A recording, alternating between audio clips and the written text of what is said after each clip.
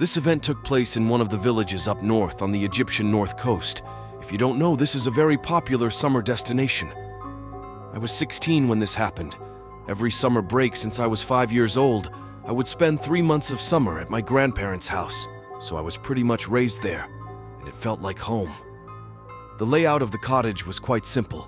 You walk in, and on your left is the living room, with a wide window backed by shutters overlooking the street.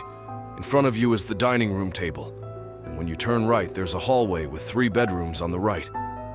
My grandparents' room first, a second big bedroom, and the last one is my single bedroom. Finally, at the end of the hallway is the kitchen and the back door. I had just finished the school semester, and as a typical teenager, I was going through a rebellious phase. But traditions overpower all this nonsense, and I had to go spend summer with my grandparents. But that didn't mean I wasn't going to go out and stay out late with friends I've made there over the years.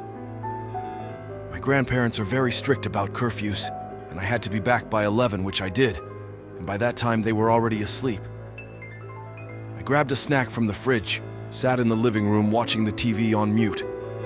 Then, as I started feeling sleepy, I decided it was time to go to bed, since they were going to wake me up at 6 anyway. And to be honest, I enjoyed my grandpa's breakfasts. So I fell asleep in my humid bedroom somehow, without even thinking about it. Suddenly at around 4 in the morning, I woke up sweating profusely and subsequently thirsty, and since my room is right next to the kitchen, I decided I would go fetch me some cold water to cool me off and help me go back to sleep. I opened the fridge in the dark, my back to the hallway, trying to be as quiet as I can. I take a big gulp, turn around, and as I'm closing the bottle, waddling back to my room, I look up, and suddenly I froze. In front of me was a large black mass so close to my face, I froze in place. All the hairs on my body stood, and I couldn't move. For a moment I thought I went blind since it was really up in my face. But somehow I could see through it. I could see the streetlights through the shutters in the living room windows. I screamed, but it was as if I was on mute.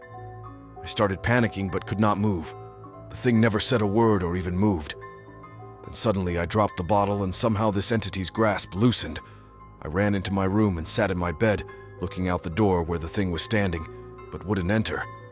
I stayed there until I somehow just woke up at 10 in the morning. To my surprise, my grandparents slept in. I actually had to wake them up, which worried me a bit. And on my way to their room, I saw the bottle on the floor, proving to me this was no nightmare.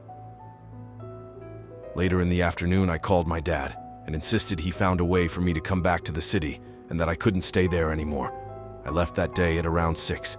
When I got back, I never told anybody what happened and kept it to myself.